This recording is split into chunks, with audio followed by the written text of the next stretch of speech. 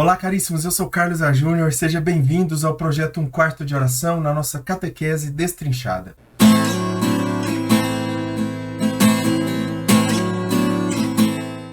Hoje nós vamos falar sobre o quando se celebra, ou seja, o tempo da celebração, o que envolve tudo que envolve o tempo da liturgia, né? Não propriamente somente tempo litúrgico, tá bom? Mas tudo aquilo que envolve os tempos, né? O momento para se celebrar a liturgia, todos os sacramentos, enfim. Nós já falamos sobre o quem celebra, e aí você precisa voltar 2 vídeos para lembrar quem é que celebra. Sim? E não é o padre, tá bom? O padre também, mas não é o padre. E também nós vimos o como se celebra, ou seja, aquilo que envolve a celebração, todas as coisas, todos os sinais, os símbolos, as imagens, as palavras que envolvem a liturgia. Hoje nós falaremos sobre o quando se celebra, certo? Vamos olhar então o nosso resumo aqui. Ele vai dizer o seguinte, então ele vai fazer algumas apresentações para nós.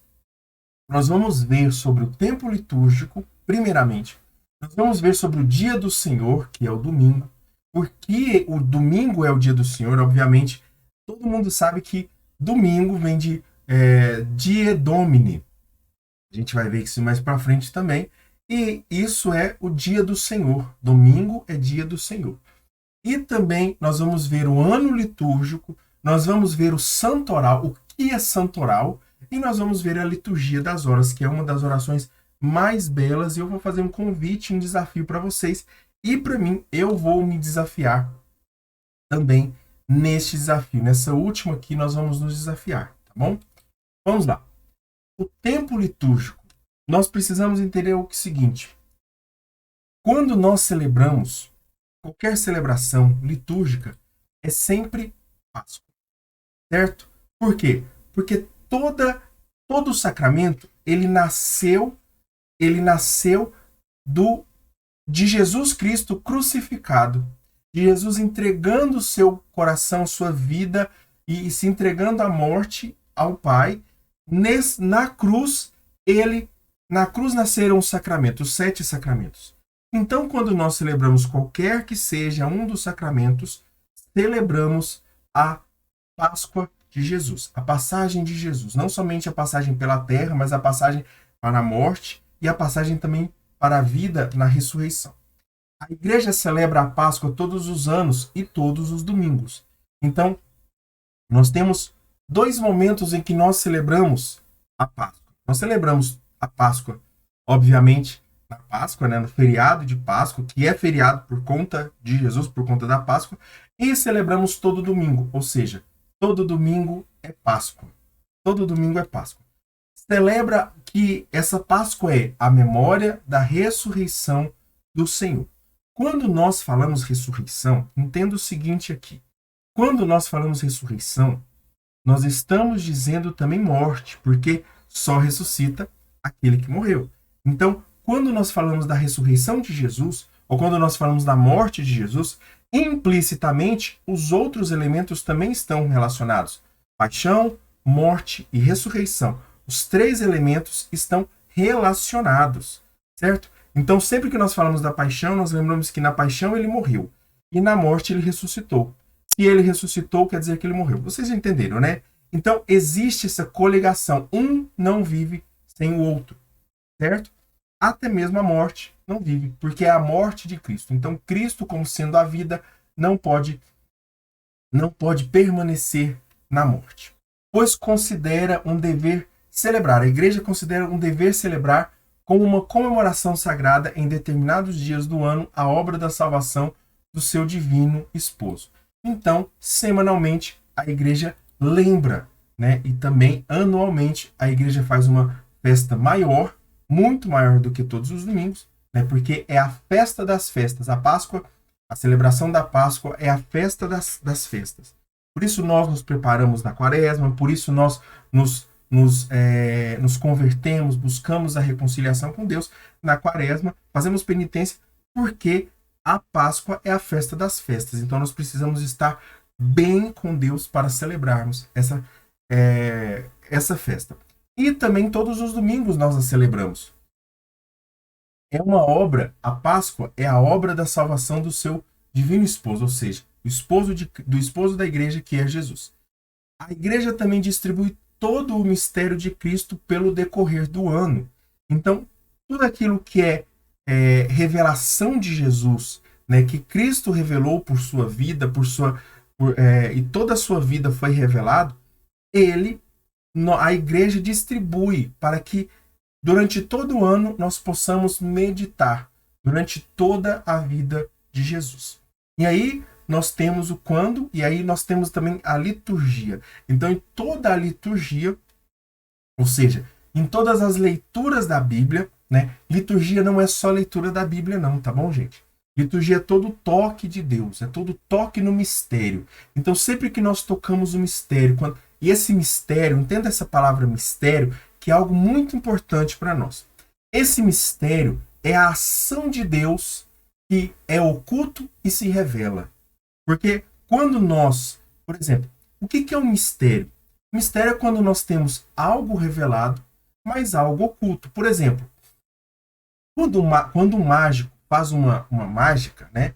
Ele faz um truque de ilusionismo. Nós sabemos disso. Nós sabemos que ele não consegue cerrar uma pessoa ao meio.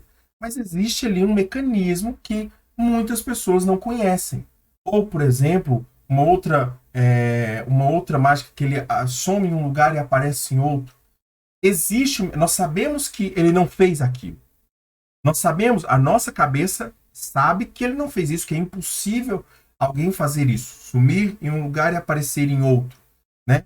A gente sabe que é impossível uma pessoa ser cerrada ao meio e se manter viva, né? Nesse sentido, da forma como o mágico faz. Mas ele aparenta, né? Obviamente que eu não estou comparando Jesus com um mágico. Eu estou dizendo que é um mistério o que o mágico faz para muitas pessoas. Então, existe algo revelado, mesmo que sendo o contrário, a gente sabe que uma pessoa não pode ser cerrada ao meio, porém a gente não sabe como. Então, da mesma forma, nós sabemos que Cristo ressuscitou, que Cristo venceu a morte, mas nós não sabemos todo o ambiente, tudo aquilo que envolveu a vida de Cristo. Toda a vida de Cristo nós não sabemos, né? Então, essas coisas que são ocultas, né, porque nós não sabemos totalmente, tudo foi revelado em Cristo, mas nem tudo foi revelado. Então, essas coisas que são mistério. Entendendo essa parte do mistério, a igreja, então, aí a gente pode voltar. A igreja, então, distribui, vai vivendo todo esse mistério durante o ano, para que todos os fiéis em todo o tempo possam ter contato com a graça da salvação. A Páscoa é a maior de todas as celebrações em toda a liturgia. Então não existe festa maior do que a Páscoa. Festas em datas fixas.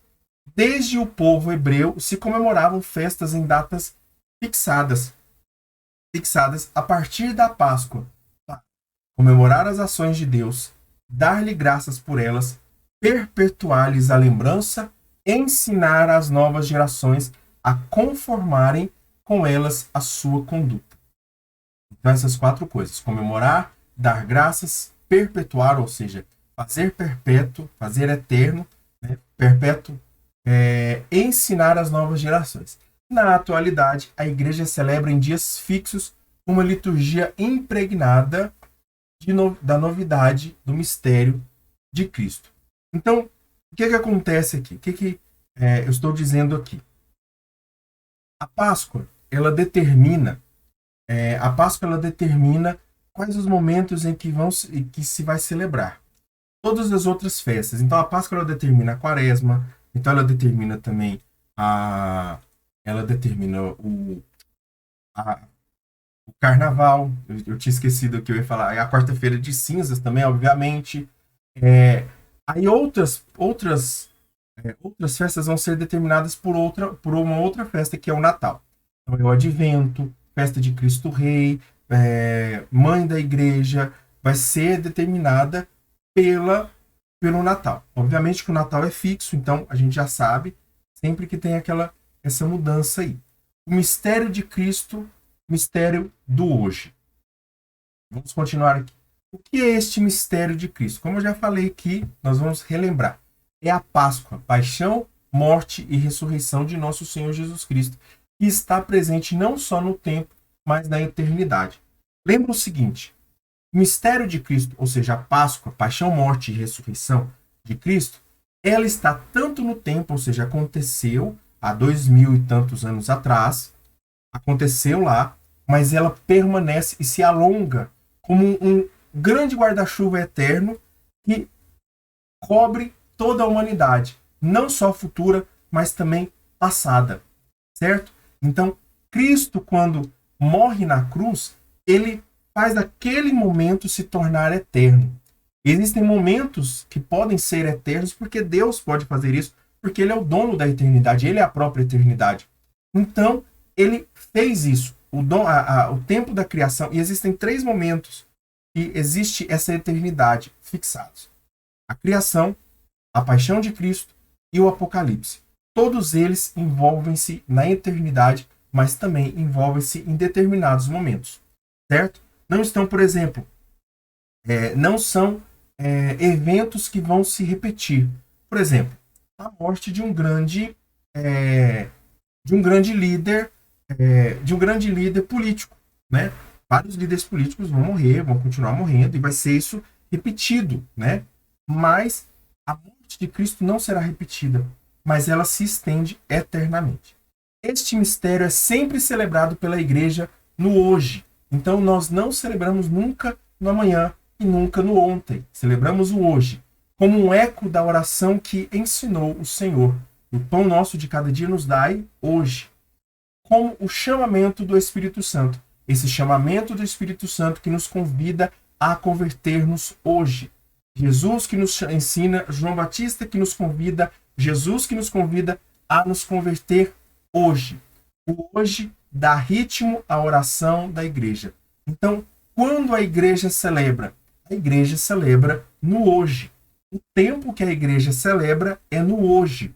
O hoje dá ritmo à oração da igreja. Este hoje do Deus vivo, em que o homem é chamado a entrar, é a hora da Páscoa de Jesus que atravessa e sustenta toda a história. É aquilo que eu falei, né? Então, todos os sacramentos, eles são vividos a partir da paixão de Cristo. Paixão, morte e ressurreição, da Páscoa de Cristo. Então, sempre que nós participamos dos sacramentos, ou estamos com os sacramentos em nós, e aqui nós temos batismo, crisma, eucaristia de forma especial, esses 3 sacramentos de iniciação, nós temos ele em especial, eles que vivem em nós e que não podem ser repetidos, né? Aliás, perdão, os que não podem ser repetidos é a ordem, batismo e o crisma, certo? Mas vamos lá, continuando, a gente já falou isso. Mas esses 3 sacramentos que podem ser, que nós vivemos de iniciação, eles vivem sempre em nós. Um batizado não deixa de ser batizado, mesmo que ele peque, mesmo que ele cometa pecados graves, ele não deixa de ser batizado. O crismado também da mesma forma. Porém, a eficiência do batismo aumenta ou diminui conforme a fé e conforme as ações do batizado e do crismado. Este hoje do Deus vivo, em que o homem é chamado a entrar, é a hora da Páscoa de Jesus que atravessa e sustenta toda a história. Em Cristo, vivemos a eternidade de Deus no hoje, no presente, como um único dia de luz, longo, eterno e que não acaba. Então, em Deus, nós vivemos o hoje. Em Deus, nós vivemos o agora, nós vivemos o presente. A vida derramou-se sobre todos os seres, e todos são inundados de uma grande luz. Como uma grande chuva na eternidade, essa grande luz, essa grande obra de Cristo na Páscoa se derrama sobre nós. O Oriente dos Orientes invade o universo e aquele que era antes da estrela da manhã, ou seja, Cristo que vivia desde sempre, que existia desde sempre, e antes dos astros, imortal e imenso, o grande Cristo brilha mais que o sol sobre todos os seres. É por isso que, para nós que nele cremos, se instaura um dia de luz, longo, eterno, que não se extingue, a Páscoa mística. Amém? Então, nós conseguimos compreender isso aqui. Vamos agora para o dia do Senhor. Compreendemos, então, agora toda essa questão do tempo litúrgico e da Páscoa e do mistério pascal. Agora vamos falar sobre o dia do Senhor. O dia do Senhor, que é o domingo, mas também é o dia que o Senhor fez para nós, que é essa Páscoa, e que derrama todos os sacramentos aqui. Eu quero que você entenda isso aqui, que o centro da nossa vida é a Páscoa de Jesus. É a paixão, morte e ressurreição. Dessa paixão se derramam todos os sacramentos.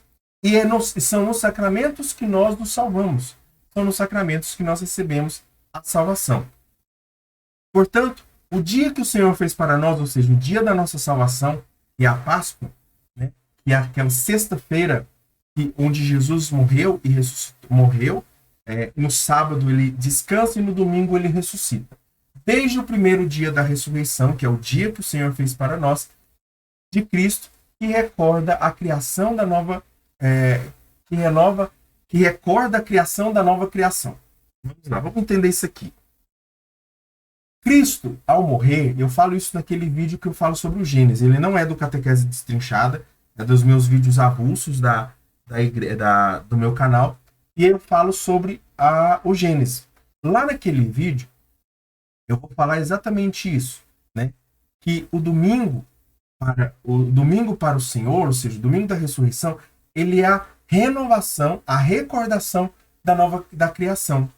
E essa é a nova criação que Cristo faz, porque agora ele recria o mundo a forma como ele desejava que o mundo fosse.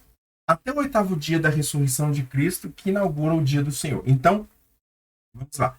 Desde o primeiro, se celebra então a Páscoa, se celebra a liturgia, desde o primeiro dia da ressurreição até o seu 8º dia. Então, todos aqueles dias é Páscoa. Por tradição apostólica, que remonta ao próprio dia da ressurreição de Cristo, a igreja celebra o mistério pascal todos os 8 dias, no dia que bem se denomina dia do Senhor ou domingo. Isso significa que os 8 dias da Páscoa são o único dia que recordamos a vitória de Cristo sobre a morte. Então, aquela 8ª de Páscoa, que nós vivemos depois da Páscoa, nos 8 dias que se seguem à Páscoa, também são Páscoa. É o mesmo dia. É um dia de 8 dias. Portanto, a liturgia é sempre celebrada no dia do Senhor. Sempre que se celebra a liturgia, celebra-se o dia do Senhor. E aí eu quero que você entenda lembre mais uma vez. Quando eu confesso, eu estou recebendo o sacramento da confissão, da penitência. E quando eu estou recebendo este sacramento, eu estou recebendo os efeitos do dia do Senhor, que é a Páscoa. Então, eu estou sempre que eu celebro a liturgia, alguma liturgia, o batismo, o crisma, eu estou recebendo os efeitos da Páscoa do Senhor. O dia do sol, que é o Sunday para os pagãos, se tornou para os católicos o dia do sol da justiça, dia do Senhor, dies Domini, ou domingo. E aqui nós temos o domingo. Portanto, o dia por excelência para a celebração é o domingo. Certo? Nós temos o hoje e temos também o domingo. Quando se celebra? No hoje. Quando se celebra? No domingo. Dia para a Assembleia se reunir em torno de Cristo. Dia para ouvir a palavra de Deus. Dia para participar da Eucaristia. E dia para memoriar a paixão, ressurreição e glória do Senhor Jesus. Então nós temos esses 4 objetivos para o domingo. Sempre que um cristão, sempre alguém perguntar para você o que o católico deve fazer no domingo, ele deve se reunir na Assembleia em torno de Cristo, ele deve ouvir a palavra de Deus, ele deve participar da Eucaristia e ele deve relembrar a paixão, morte e ressurreição e a glória de nosso Senhor, de nosso Senhor Jesus. Mas por que o domingo e não o sábado? Simples. Você já deve ter ouvido essa resposta aqui, mas eu vou dar essa resposta, já que nós estamos falando sobre todo esse tema. Celebramos o dia do Senhor no domingo, pois nesse dia que Cristo instituiu a nova criação, e não no sábado, como os judeus. Os judeus entendem que a criação, Deus finalizou a criação no sábado. Nós entendemos que Deus finalizou a criação no domingo, pois eles celebram a primeira criação, que teve finalização no sétimo dia, dia do descanso do Senhor. Nós, católicos, celebramos no oitavo dia, ou seja, no tanto primeiro quanto oitavo dia, que é domingo. Certo? Agora vamos falar sobre o ano litúrgico. Deixa eu fechar. Bagunçando tudo aqui. Vamos lá. O ano litúrgico. Do tríduo pascal até o resto do ano. O tríduo pascal marca o início do tempo novo, tempo de ressurreição que enche todo o ano litúrgico. Então, o tríduo pascal é sexta, sábado e domingo. Não, perdão. Quinta, sexta e sábado, né? Isso. Quinta, sexta e sábado, que são tanto a vigília pascal da quinta-feira, não, perdão. A ceia do Senhor, né? do lava-pés, a celebração do lava-pés, a celebração da paixão do Senhor e a celebração também da vigília pascal. Essas três celebrações que são, na verdade, uma celebração só, porque uma começa, que é a da quinta-feira, uma começa e não termina. A outra, que é a da sexta-feira, ela nem começa e nem termina, ela não tem em nome do Pai e também não tem o sinal da cruz no final, né? Não tem sinal da cruz nem no início nem no final, na sexta-feira. E no sábado, ela não começa com o sinal da cruz, mas ela finaliza-se com o sinal da cruz. Então é como se fosse uma grande celebração dividida em 3 dias. O ano litúrgico, como falamos, é o ano da graça do Senhor. Portanto, em todo o ano se derrama a graça do Senhor conforme o tempo vivido. E aí nós temos, eu coloquei nas cores aqui, conforme as cores do tempo litúrgico. Na Páscoa, a graça da ressurreição. Na Páscoa nós celebramos a graça da ressurreição. No Pentecostes nós recebemos a graça, o dom do Espírito Santo. No tempo comum, de que nós usamos o verde, nós celebramos a graça de ser discípulo do Senhor. No Advento, que é roxo, a graça, na maioria das vezes roxo, a graça da esperança, da espera do Senhor. Vou colocar aqui, ó, peraí. Assim como é no Advento, eu vou colocar aqui, ó, peraí, em rosa. E tem um momento ali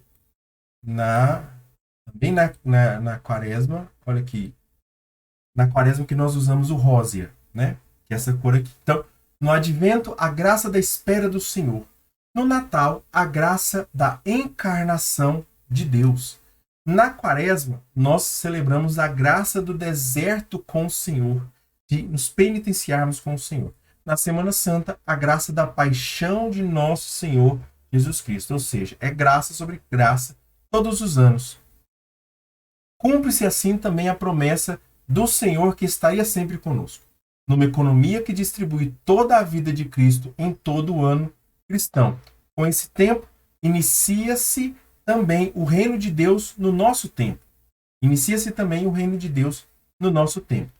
Páscoa, festa das festas.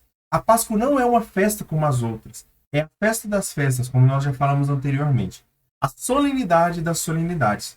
Assim como a Eucaristia está para os sacramentos, assim está a Páscoa para as festas. Então, de todos os sacramentos, a Eucaristia é o mais sublime. Por quê? Porque é a presença do próprio Senhor Jesus em corpo, sangue, alma e divindade. Todos os outros sacramentos, eles são presença de Deus, ação de Cristo, porém, nós não podemos tocar nos outros sacramentos como nós podemos tocar na Eucaristia. Ele é o sacramento centro e também a Páscoa é a festa central de todas as celebrações. Chama-se a Páscoa o grande domingo e a semana maior. Celebramos-la nos 8 dias que se seguem ao domingo da ressurreição. Nós já falamos isso. Este é o poder da aniquilação da morte por Jesus Cristo. Então, nós celebramos o poder da aniquilação da morte por Jesus Cristo. Quando se celebra a Páscoa? Bom, no primeiro domingo que se segue a lua cheia depois do equinócio. Olha que bagunça isso aqui. Vamos lá. Eu não coloquei o que é equinócio aqui, eu não pesquisei o que é equinócio, mas você pesquisa aí. Faz, faz essas vezes por mim, por favor, que eu realmente vacilei agora por você, certo? Mas aqui, ó, no domingo que se segue a lua cheia, depois do equinócio, então, aconteceu o equinócio da primavera, ou seja, começou a primavera no hemisfério norte. A primeira lua cheia que vier, quando vier a primeira lua cheia, logo em seguida, o primeiro domingo depois da lua cheia é Páscoa. É a Páscoa.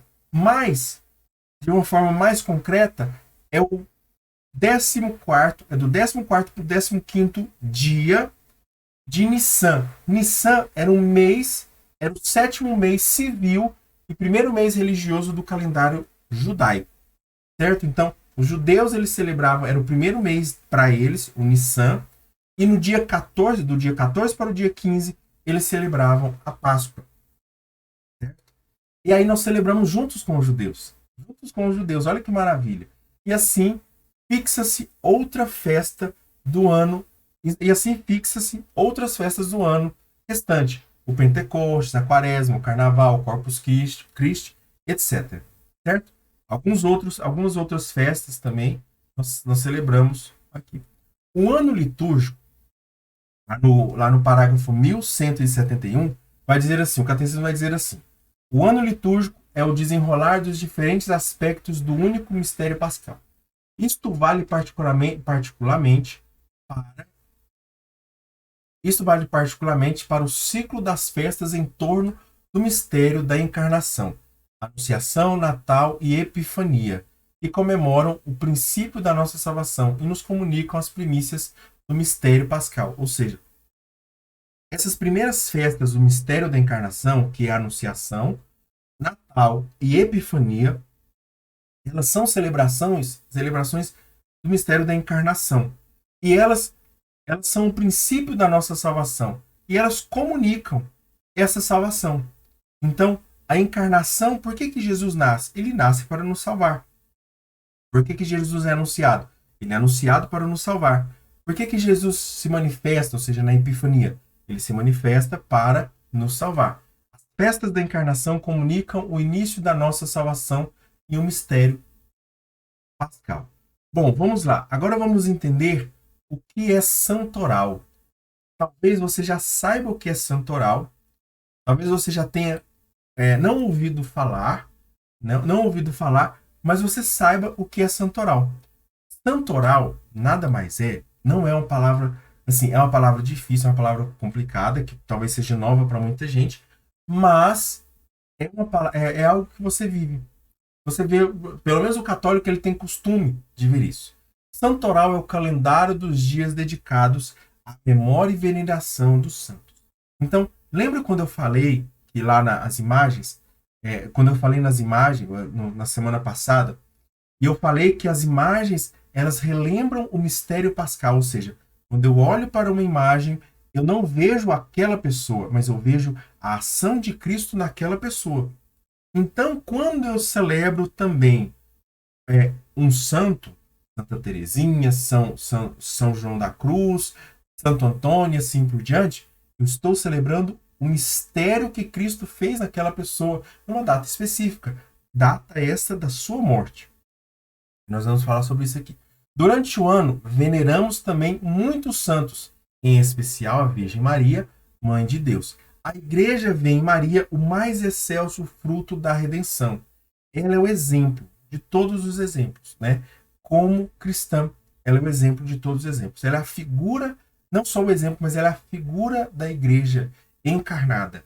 Então, se a Igreja precisa ter uma figura como a de alguém, ela tem a figura na Virgem Maria, não em Jesus, tá bom? Porque não tem como uma esposa ser a figura do seu esposo. A igreja é a esposa de Cristo. A igreja vê em Maria o mais excelso fruto da redenção. A igreja contempla com alegria este fruto da redenção.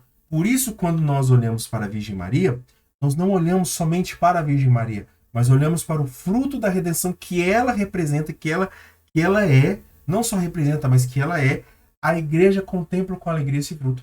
A igreja deseja e espera inteiramente ser como ela, imagem puríssima de Deus. Então, A igreja é chamada a ser como a Virgem Maria.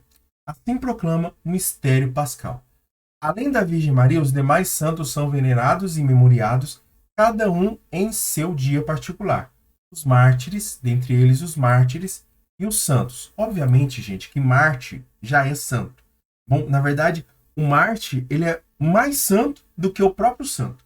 Certo? Se você fala assim, um santo que morreu de doença e tudo mais, ele é santo, ok. Mas o mártir, ele é santo automaticamente. Ele é santo automaticamente, porque o que acontece? O mártir é aquela pessoa que prefere a morte a renunciar a Jesus, de forma direta, tá bom? Não é, por exemplo, eu vou ser assaltado, o cara vai me matar. Aí eu lá no final, na hora de ser assaltado, eu me lembro, falo assim, nossa, se eu proclamar Jesus Cristo, eu vou ser mártir. Não. Aí ele vai proclamar Jesus Cristo. Tudo bem, é algo heróico, é algo bom, mas não é algo, não é considerado um martírio. Tá bom? Porque o ladrão não chegou e falou assim, ou você renuncia a Jesus Cristo ou eu te mato. Ele não falou isso, ele disse, ou você me dá seu celular ou eu te mato. Né? E aí essa é a barganha que o assassino faz. Não nesse caso do martírio. No caso do martírio, a barganha que ele faz é adore outro Deus e não adore a Jesus Cristo. Certo? Você pode, na verdade, assim, alguns mártires morreram até mesmo que poderiam adorar Jesus Cristo, mas teriam que adorar outros deuses. E não existe um único Deus. Não existe outro Deus além do único Deus. Certo? Via de regra, fixa-se este dia no dia da sua morte. Alguns santos não se celebram no dia da sua morte, mas no dia da sua... por exemplo, João Batista, se eu não me engano, se celebra no dia do batismo dele. Ou seja, no dia da visitação de Jesus. Eu não tenho certeza. Mas eu sei que se celebra uma festa assim também. São José também, se eu não me engano, é no dia do aniversário de nascimento dele, onde tradicionalmente se diz que é o aniversário dele, que é 19 de março. Estes homens e mulheres são lembrados, pois proclamam a efetiva vitória de Cristo, ou seja, os efeitos da vitória de Cristo. Eles propõem aos demais fiéis os seus exemplos, atraem todos ao Pai por Cristo e imploram pelos méritos de Cristo os benefícios de Deus. Então, o que um santo faz? Né?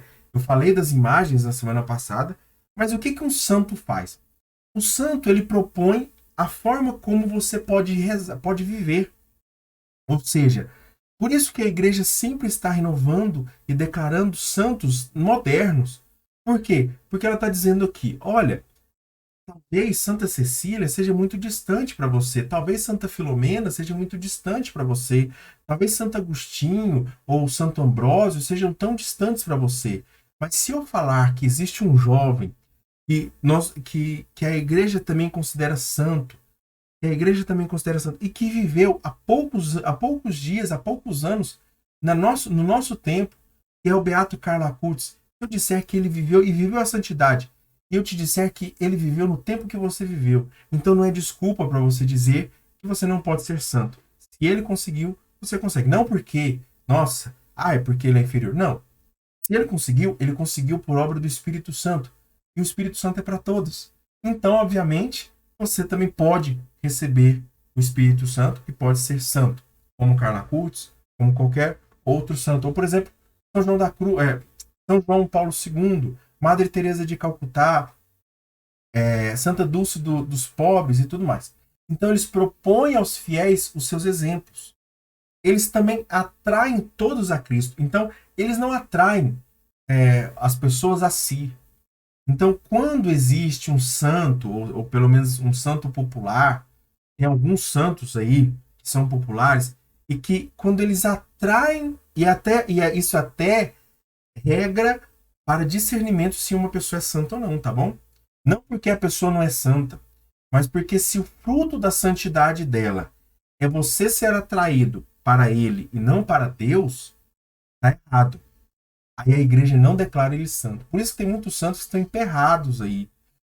Tem um aqui de Goiás, que nós acreditamos ser santos, tudo mais, mas por conta da fé embaçada de alguns cristãos, de alguns católicos, ele não é canonizado, certo? Então existe essa preocupação. Então todo santo ele leva ao Pai. Todo santo ele leva ao Pai por Cristo.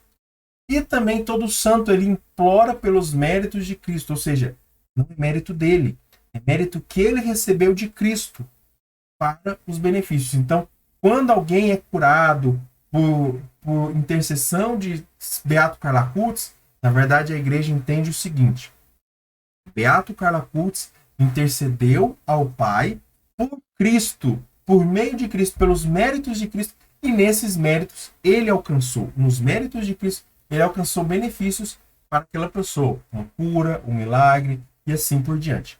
Para encerrarmos, nós vamos falar sobre a liturgia das horas. E agora vem o desafio, certo? Eu vou me propor esse desafio, e acho que é difícil para você, eu entendo, pode ser difícil. Para mim também é difícil, né?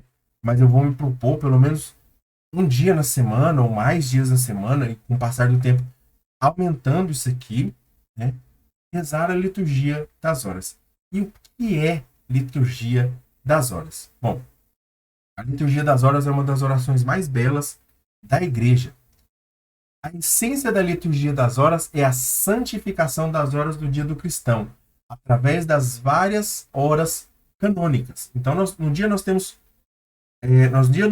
24 horas, mas horas canônicas nós temos algumas. Se eu não me engano, nós vamos olhar aqui. Ó.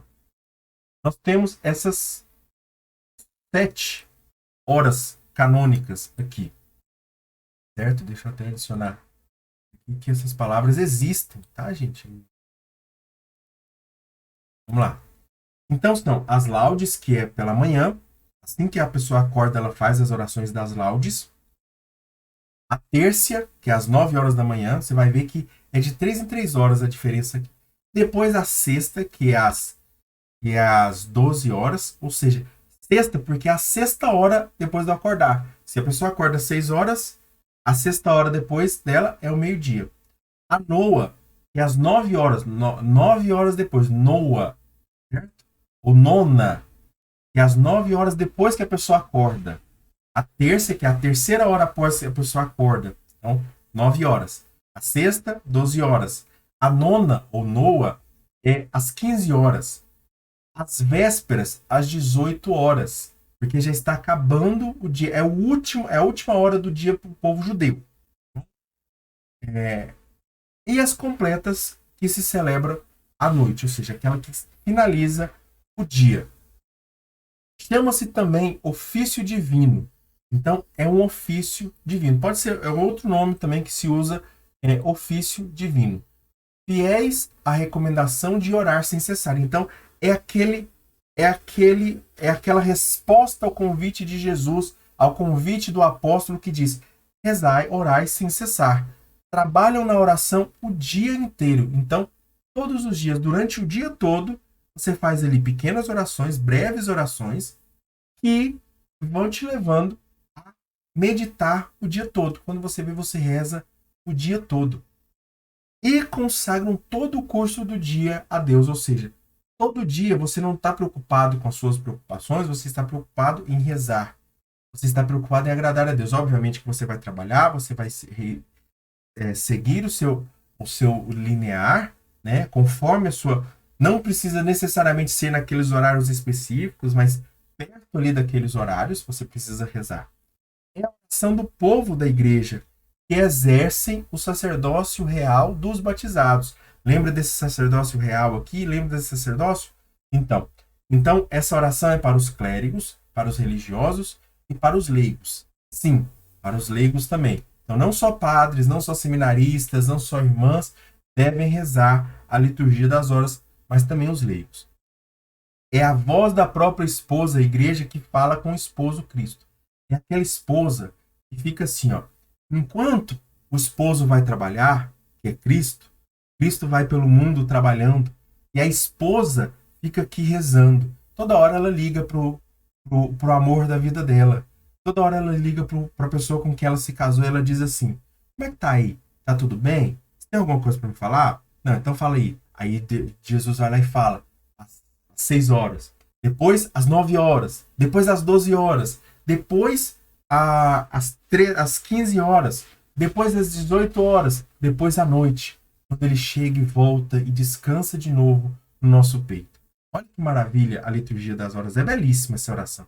Essa oração é uma das orações mais belas e talvez uma das orações mais difíceis que se possa imaginar. A oração de todo o povo. Então é a oração de todo o povo. A liturgia das horas está destinada a tornar-se a oração de todo o povo. O próprio Cristo exerce seu mundo sacerdotal através da igreja.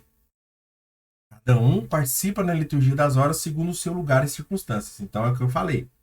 Padres, tem gente que vive para rezar, vive para estar no convento, para estar na frente da igreja, numa igreja. E ótimo, né? Mas tem gente que está trabalhando. E essas pessoas, como é que elas vão fazer? Elas vão dar o seu jeito, nas suas circunstâncias, no seu lugar. Elas não precisam ir para uma igreja para rezar, mas elas podem simplesmente rezar do seu lugar de trabalho ali. Aqueles, sei lá, é uns 4, 5 minutos que se reza ali a oração, se faz uma meditação breve. Cuidem os pastores das almas, ou seja, os padres, os pastores, de que nos domingos e festas mais solenes, isso aqui é o catecismo dizendo: seu padre faz isso? Pergunta, o seu padre faz isso? Que nos domingos e festas solenes se celebrem em comum na igreja as horas principais, sobretudo as vésperas. O padre faz isso? O meu faz. O meu padre faz. Olha que maravilha. Meu padre faz, apesar que muitos não vão, mas o meu padre faz. Ele convida as pessoas, não só nos domingos, todos os dias. Todos os dias, tá bom? Bom, não fiquem com inveja do meu padre, não fiquem, porque rezem por ele, como eu rezo, e agradeçam por existirem padres assim. Então, os sacerdotes, eles são chamados a rezar a liturgia das horas enquanto dedicados ao mistério pastoral, porque são chamados a permanecer assíduos na oração e no ministério da palavra de Deus. Os religiosos e religiosas também são chamados a rezar a liturgia das horas em virtude do carisma da sua vida consagrada, porque eles se consagraram toda a sua vida. E também todos os fiéis leigos são chamados, segundo as suas possibilidades. E aqui existe uma flexibilidade para os fiéis leigos. Mas não quer dizer que existe não precisa fazer. Não, não é isso. Recomenda-se também aos próprios leigos que recitem o ofício divino, quer juntamente com os sacerdotes, quer reunidos entre si, ou mesmo individualmente. Então você pode fazer com um sacerdote, na missa, na igreja, onde o sacerdote faça, ou reunidos entre vocês e sua família, ou até mesmo sozinhos, certo? É a voz do coração, voz e coração, liturgia e Bíblia. Celebrar a liturgia das horas exige harmonizar a voz com o coração que ora. Então, enquanto eu falo aquelas palavras que estão escritas ali na liturgia das horas, são palavras já ditas, né? Que é um livro, né? Que é um livro, mas você pode encontrar também por celular. Enquanto a voz ela precisa harmonizar com o coração. Por isso o coração deve falar o que a voz fala, ou melhor, a voz deve falar o que o coração sente, né? O que o coração ora. E também procurar adquirir maior instrução litúrgica e bíblica. A liturgia das horas ela insere-nos na liturgia e ela nos insere também na Bíblia, especialmente quanto aos salmos, que são as leituras mais meditadas na liturgia das horas. Ela é feita de duas coisas: hinos e orações litânicas. O que são orações litânicas? Olha só, será que nós vamos entender isso aqui? Nós vamos entender agora. Primeiro nós precisamos entender o que são hinos. Bom, todo mundo sabe, mas é sempre bom a gente lembrar. Hino é uma manifestação lírica em forma de poema musical acompanhado de versos em louvor. Então é uma canção, né, que uma pessoa faz de forma lírica e um poema que se faz para alguém. E o que são orações litânicas? Orações litânicas ou litania ou até mesmo preces litânicas é a forma de rezar em que a comunidade responde com uma inovação breve e repetida às várias preces e vai desfiando quem dirige a oração. Então, o padre vai lá e reza, e a igreja responde. Da mesma forma como é na missa, na oração eucarística. Na oração eucarística, o padre reza, né, o sacerdote reza, o celebrante reza, e o povo responde, celebrando junto, co-celebrando junto com o padre. Na liturgia das horas, os hinos e litanias, ou seja, as orações que têm essa resposta do povo, inserem a oração dos salmos no tempo da igreja. Então, os salmos, eles são vividos conforme o tempo que a igreja está vivendo, o tempo litúrgico que a igreja está vivendo. Exprime o simbolismo do momento do dia, do tempo litúrgico ou da festa celebrada. A leitura da palavra de Deus em cada hora revela mais profundamente o sentido do mistério celebrado. Então, cada vez que nós lemos a palavra todas as horas, ou seja, de 3 em 3 horas ali, né? E aqui, belíssimo, né? Alguns concordam, outros não concordam, mas alguns nutricionistas dizem que precisa comer de 3 em 3 horas. Se a gente comesse de 3 em 3 horas, eram 7 refeições, pelo menos. Né? Pelo menos ali, de 5 a 7 refeições todos os dias. Agora você pensa, se nós fizéssemos isso, agora se nós trazemos para a nossa oração, de 3 em 3 horas, você deve rezar. Rezar de 3 em 3 horas é o caminho para a saúde espiritual. Revelam mais profundamente o sentido do mistério celebrado. Ajudam a compreender os salmos e preparam para a oração silenciosa. E agora nós vamos ter um pouquinho de tempo aqui para nós explicarmos. Mas eu já falei sobre Lectio Divina aqui. Várias vezes eu já expliquei sobre Lectio Divina, então nós só vamos relembrar. Se você quiser, tem alguns vídeos que eu falo sobre Lectio Divina, até faço Lectio Divina com vocês para nós meditar. Mas aí vocês procuram no canal aqui, certo? A Lectio Divina faz 4 perguntas ao fiel referente à passagem bíblica lida. Então ele vai lá e lê uma passagem bíblica conforme a que ele quer, conforme a que ele deseja, ou até mesmo sobre a liturgia que vem do dia ali. E ele faz a Lectio Divina precisa ser feita 4 perguntas. A primeira pergunta é referente à leitura. O que diz o texto? O que o texto diz? Só isso. O que o texto diz? Eu respondo. Vamos lá. Jesus se encontrou com uma samaritana. Pronto. Jesus se encontrou com uma samaritana e tem um diálogo com ela até que ela seja salva. A segunda pergunta é sobre uma meditação. O que o texto diz para mim? Agora eu trago para mim, para dentro de mim. E dentro de mim, essa passagem vai dizer: Jesus está me convidando a largar as minhas crenças para acreditar nele, que não é só profeta, não é só um simples Senhor mais poderoso, mas ele é o próprio Messias, o Deus que veio para nos salvar. E acreditar que ele é o Messias que veio me salvar. Também a terceira pergunta é referente à oração. O que o texto me leva a dizer, ou seja, a Deus. O que o texto me leva a dizer a Deus. É aquilo que eu vou rezar. Então eu vou fazer essa forma de oração. A Lectio Divina também é uma forma de oração, é uma forma de se celebrar. Então, aí eu faço a minha oração. Senhor, que meu coração possa se tornar mais como o da samaritana. E, ao ouvir a tua palavra, acredita no Senhor e vai anunciar os feitos que o Senhor fez na vida dela.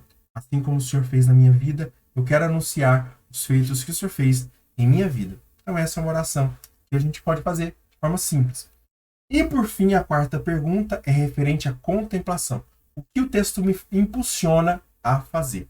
Ou seja, é uma ação concreta, mas não somente uma oração, mas é eu ver a ação daquela passagem na minha vida. Então ver, por exemplo, eu agindo como a samaritana e indo lá falar com uma pessoa que precisa da salvação, que precisa ouvir, saber que o Messias está ali. Certo? Essa é a forma de fazer uma Lectio Divina. A Lectio Divina, na qual a palavra de Deus é lida e meditada para se tornar oração. Aqui nós temos as três ações, as 3 primeiras ações.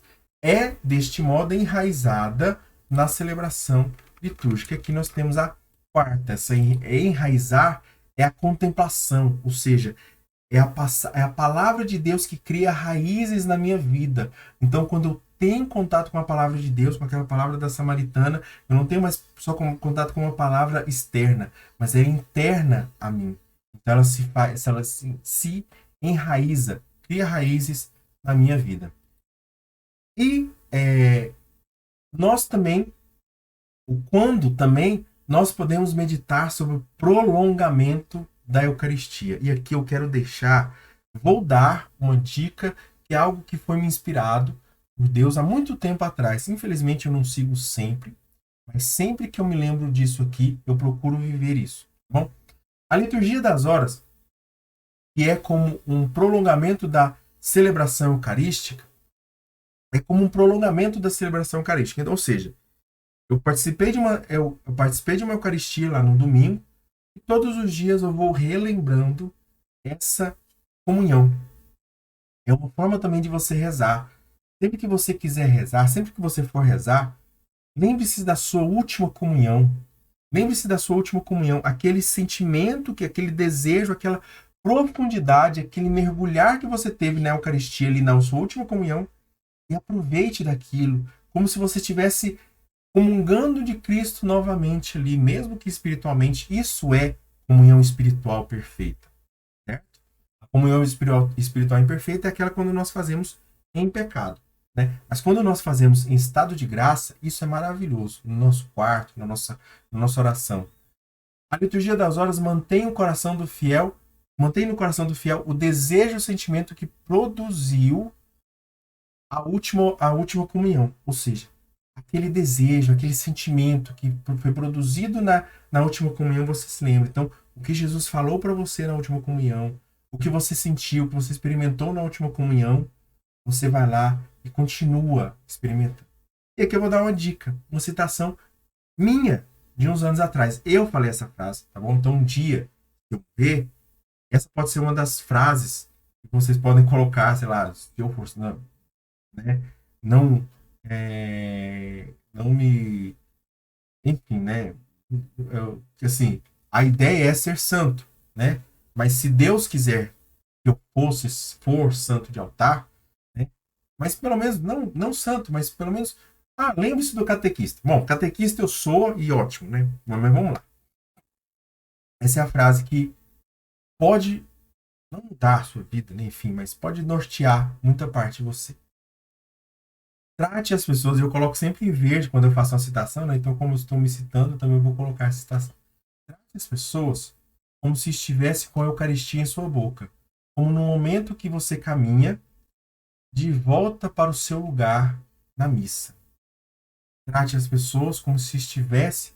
Então, sempre que você for tratar alguém, imagina aquele momento, sabe aquele momento que a gente comunga e está voltando para aquele momento ali, né? Se alguém esbarra na gente não sai gritando com a pessoa, com Jesus na boca, né? A gente não sai esbarvejando a pessoa, xingando, né? Ou a gente falar mal de alguém. A gente falaria mal de alguém com a boca cheia de Jesus, comungando ali Jesus antes de engolir mesmo. Ou não falaria mentiras, enfim, né? Não tiraria a honra de alguém. Então, essa é a forma que a gente pode aproveitar para sermos santos.